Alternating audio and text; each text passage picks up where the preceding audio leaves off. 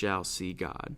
Being pure in heart, it should be the goal of all believers. It should be what we strive for. See, God, he cares very much about purity in all areas. And we see this in Colossians 3, verse 5. It says, "Put to death, therefore, what is earthly in you, sexual immorality, impurity, passion, evil desire, and covetousness, which is idolatry."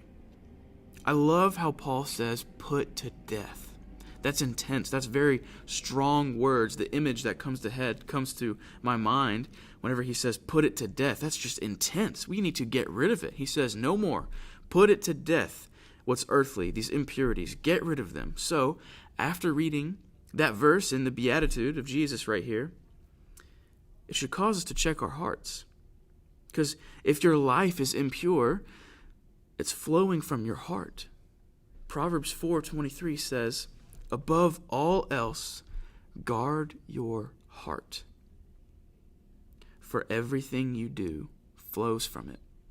So if your life is full of impurities, if you're not putting these things to death, that means that it's flowing from your heart. Maintaining a pure heart, it happens as you continue to pursue holiness.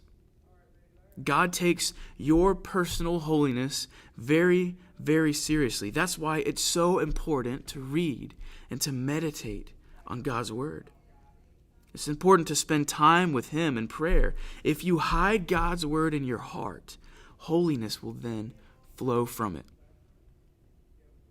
As you spend time with God and His Word, He will protect you from sin and from these impurities that He's talking about. That's why Paul says it's important to wear the armor of God, to put on this armor of God. And how does that happen? Through God's Word, through equipping yourself with His Word and what God says. And it's the people who are pure in heart who actually see God. See, the pure in heart will experience greater intimacy with God. Sin, it pollutes you. That's what it does. It pollutes you. It blinds you. As sin in your life builds up, especially unrepentant sin, you can become blinded to God and to what He's doing in your life. If you're having a hard time seeing how God is working in your life, or if you're having a hard time experiencing intimacy with Him, check your heart. Are you holding on to sin that you don't want to get rid of? What is keeping you from experiencing intimacy with God? A deep and intimate relationship with God should be our motivation to having a pure heart.